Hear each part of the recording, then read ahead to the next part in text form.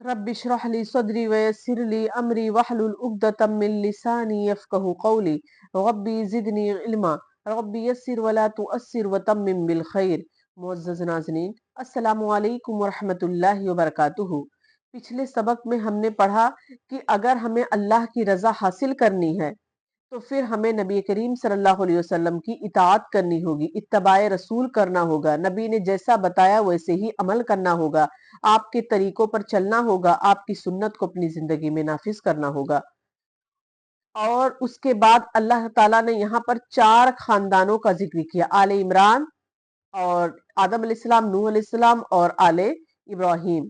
4 खानदानों का अल्लाह सुब्हानहु व तआला ने यहाँ पर जिक्र फरमाया। आगे पढ़ते हैं, औज़ु बिल्लाहि मिनश शैतानिर रजीम, बिस्मिल्लाहिर रहमानिर रहीम व बिही नस्तईन। अल्लाह सुब्हानहु व तआला फरमाते हैं, इज़ क़ालत इम्राअतु इमरान रब्बी इन्नी नज़रतु लका मा फ़ी बत्नी मुहर्ररन फ़तक़ब्बल मिन्नी इन्नका अंतस समीउल अलीम। अल्लाह ताला फरमाते हैं कि जब इमरान की बीवी ने कहा, ऐ मेरे रब, मेरे पेट में जो कुछ है उसे मैंने तेरे नाम आजाद करने की नजर मानी, तू मेरी तरफ से कबूल फरमा, यकीनन तू खूब सुनने वाला और पूरी तरह जानने वाला है। यहाँ पर तेरे नाम आजाद करने की जो नजर मानी, तेरे नाम आजाद करने का मतलब ये है कि तेरी इबादत गाह की खिदमत के लिए वक्फ कर देना। तो इमरान की बीवी ने, अभी जो आले इमरान हमने पढ़ा है, तो उनकी बीवी ने यानी उनकी बीवी ने ये नजर मानी कि ऐ अल्लाह, जो भी मुझे औलाद होगी मैं इसे तेरी खिदमत के लिए, तेरी इबादत गाह की खिदमत के लिए मैं इसको वक्फ कर दूंगी, और तू बहुत सुनने वाला और जानने वाला भी है। फलम्मा वज़अतहा फलम्मा वज़अतहा क़ालत रब्बी इन्नी वज़अतुहा उन्सा वल्लाहु आलमु बिमा वज़अत वलैसा ज़करु कल उन्सा व इन्नी सम्मैतुहा मरियमा व इन्नी उयूज़ुहा बिका व ज़ुर्रियतहा मिनश शैतानिर रजीम फ़तक़ब्बलहा रब्बुहा बिक़बूलिन हसन व अंबतहा नबातन हसन व कफ़्फ़लहा ज़करिया कुल्लमा दख़ला अलैहा ज़करिया अल मिहराब वजदा इंदहा रिज़्क़न क़ाला या मरियमु अन्ना लकी हाज़ा क़ालत हुआ मिन इंदिल्लाहि इन्नल्लाह यर्ज़ुक़ु मन यशाअु बिग़ैरि हिसाब। जब बच्ची को जना तो कहने लगी, परवरदिगार मुझे तो लड़की हुई, अल्लाह को खूब मालूम है कि क्या औलाद हुई, और लड़का लड़की जैसा नहीं। यानी उन्होंने जो नजर मानी थी कि मुझे जो भी औलाद होगी मैं अल्लाह तेरी इबादत गाह के लिए की खिदमत के लिए इसको वक्फ कर दूंगी, तो लिहाजा उनको लड़की होती है।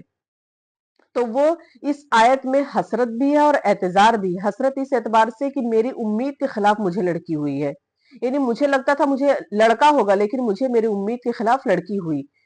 एतजार इस एतबार से कि मैंने नजर नजर से मकसूद तेरी रजा हासिल करने के लिए एक खिदमतगार वक्फ करना था, जो ये काम एक मर्द बेहतर तरीके से अंजाम दे सकता है। और अब जो कुछ भी है उसे तू जानता है, अल्लाह तू जानता है बेहतर कि जो कुछ भी मुझे औलाद हुई है ये तू ज्यादा बेहतर जानता है। और फिर उसके बाद फरमाती है कि मैंने उसका नाम मरियम रखा, यानी उन्होंने अपनी बेटी का, हन्ना बिनते फाकूज ने अपनी बेटी का नाम मरियम रखा। मैं उसे और उसकी औलाद को शैतान मरदूद से तेरी पनाह में देती हूँ। सही बुखारी सही मुस्लिम की हदीस है कि जब भी कोई बच्चा पैदा होता है तो शैतान उसे मस करता है, यानी छूता है, कचोके लगाता है, जिसकी वजह से बच्चा चीखता है, यानी तकलीफ देता है। और फिर लेकिन हजरत मरियम अलैहिस्सलाम और उनके बेटे ईसा अलैहिस्सलाम को शैतान ने मस नहीं किया, सिर्फ इसलिए क्योंकि उनकी वालदा ने, हजरत मरियम अलैहिस्सलाम की वालदा ने अल्लाह सुब्हानहु व तआला से दुआ फरमाई थी, जैसा कि अल्लाह ताला फरमाते हैं कि उसको फरमाते हैं कि उन्होंने कहा, मैं उसे और उसकी औलाद को शैतान मरदूस से तेरी पनाह में देती हूँ, बस उसे उसके परवरदिगार ने अच्छी तरह कबूल फरमाया और उससे बेहतरीन परवरिश दी। लिहाजा अल्लाह सुब्हानहु व तआला ने उनकी, मरियम अलैहिस्सलाम की वालदा की ये दुआ कबूल फरमाई, और मरियम अलैहिस्सलाम और हजरत ईसा अलैहिस्सलाम को शैतान ने मस नहीं किया, नहीं छुआ, नहीं कचूके लगाया। उसके अलावा जितने भी बच्चे पैदा होते हैं सबको वो मस करता है, जिसकी वजह से बच्चा चीखता है, यानी शैतान पैदा होते ही इंसान के ऊपर हावी हो जाता है और उसको परेशान करना, तकलीफ देना शुरू कर देता है। उसके बाद अल्लाह ताला फरमाते हैं, उसकी खबर लेने वाला जकरिया को बनाया। हजरत जकरिया अलैहिस्सलाम की बीवी और हजरत मरियम अलैहिस्सलाम की वालदा दोनों आपस में बहनें थीं। इस एतबार से हजरत जकरिया अलैहिस्सलाम हजरत मरियम अलैहिस्सलाम के खालू हुए। हजरत जकरिया अलैहिस्सलाम अपने वक्त के नबी थे اور یہ ان کو یہ کفالت جو ملی تھی وہ ایک قرآن اندازی کے ذریعے سے، یعنی قرآن اندازی کی گئی جس میں حضرت زکریا علیہ السلام کا نام آیا، اور حضرت زکریا علیہ السلام جو تھے وہ سب سے بہتر کفیل بن سکتے تھے۔ تو جب کبھی زکریا ان کے حجرے میں جاتے تو ان کے پاس روزی رکھی ہوئی پاتے، تو وہ پوچھتے اے مریم یہ روزی تمہارے پاس کہاں سے آئی؟ وہ جواب دیتی کہ یہ اللہ کے پاس سے ہے، بے شک اللہ جسے چاہے بے شمار روزی دیتا ہے۔ محراب سے مراد حجرہ ہوتا ہے، محراب کے معنی حجرے کے ہیں، جہاں پر حضرت مریم علیہ السلام سکونت پذیر تھیں۔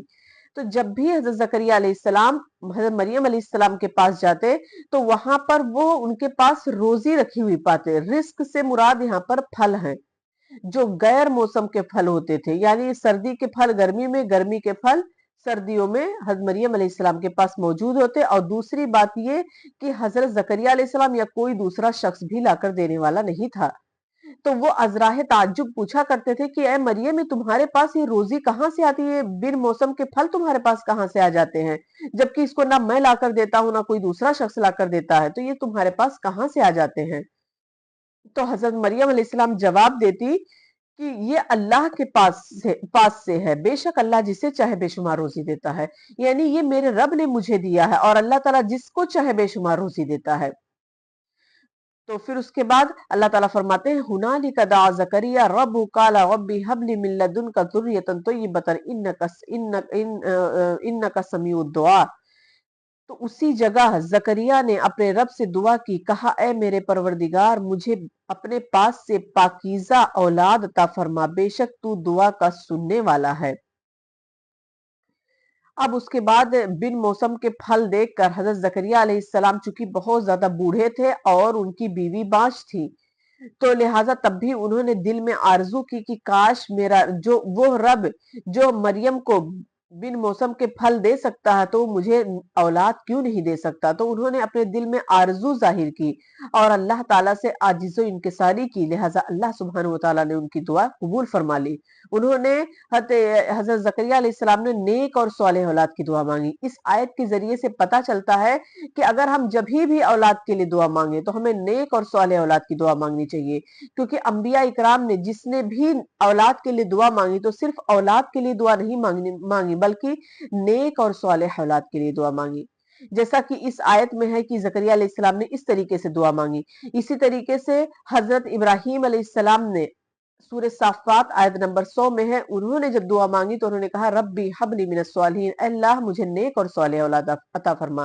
اسی طریقے سے سورہ انبیاء آیت نمبر 89 اور 90 میں ہے، وہاں پر بھی زکریا علیہ السلام کا ذکر ہے کہ وہ کس طریقے سے اللہ تعالیٰ سے دعا مانگتے ہیں، تو وہاں پر بھی انہوں نے اللہ سبحانہ وتعالیٰ سے نیک اور صالح اولاد کی ہی دعا مانگی تھی کہ حضرت زکریا علیہ السلام نے وہاں پر دعا مانگی تھی کہ ربی لا تذرنی فردا وانت خیر الوارثین، کہ اے میرے پروردگار مجھے تنہا نہ چھوڑ اور تو سب سے بہتر وارث ہے۔ لہٰذا اللہ تعالیٰ فرماتے ہیں کہ ہم نے ان کی دعا قبول فرمائی اور انہیں یہ عطا فرمایا۔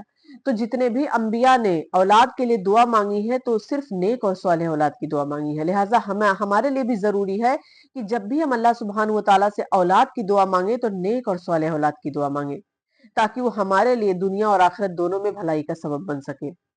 آگے اللہ تعالیٰ فرماتے ہیں کہ فَنَادَتْهُ الْمَلَائِكَةُ وَهُوَ قَائِمٌ يُصَلِّي فِي الْمِحْرَابِ أَنَّ اللَّهَ يُبَشِّرُكَ بِيَحْيَىٰ مُصَدِّقًا بِكَلِمَةٍ مِّنَ اللَّهِ وَسَيِّدًا وَحَصُورًا وَنَبِيًّا مِّنَ الصَّالِحِينَ۔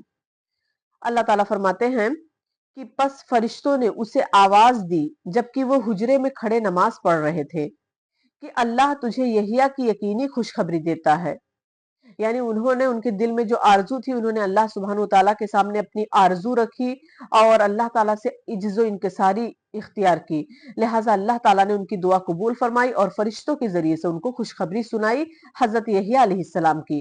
حضرت یحییٰ علیہ السلام کو اللہ تعالیٰ نے نبی بنا کر بھیجا۔ اللہ تعالیٰ ان کی تعریف کرتے ہوئے اللہ سبحانہ وتعالیٰ فرماتے ہیں کہ جو اللہ کے کلمے کی تصدیق کرنے والا سردار ضابط النفس اور نبی ہے، نیک لوگوں میں سے ہے۔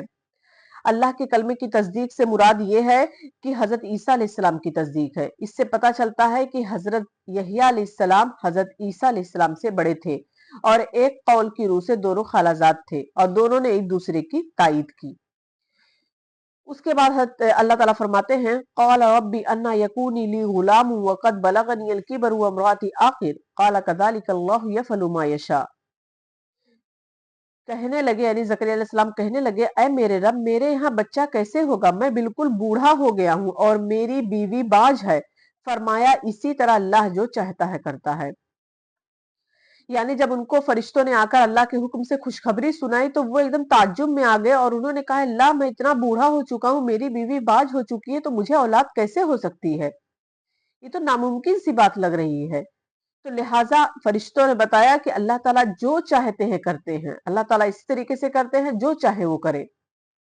آگے اللہ تعالیٰ فرماتے ہیں قال رب اجعل لی آیۃ قال آیتک الا تکلم الناس ثلاثۃ ایام الا رمزا واذکر ربک کثیرا وسبح بالعشی والابکار۔ اللہ تعالیٰ فرماتے ہیں کہنے لگے پروردگار میرے لیے اس کی کوئی نشانی مقرر کر دے۔ فرمایا نشانی یہ ہے کہ 3 دن تک تو لوگوں سے بات نہ کر سکے گا، صرف اشارے سے سمجھائے گا۔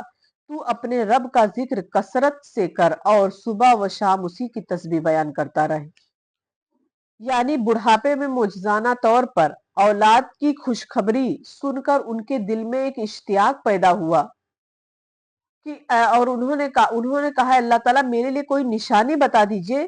تو اللہ تعالیٰ نے فرمایا کہ اے زکریا تم 3 دن تک لوگوں سے بات نہیں کر سکو گے، یعنی کوئی بیماری نہیں ہوگی، بس تم صرف 3 دن تک لوگوں سے بات نہیں کر سکو گے اور اپنی بات کو سمجھانے کے لیے تم اشارے کنائے کرو گے، مطلب اشاروں سے اپنی باتیں لوگوں کو سمجھاؤ گے۔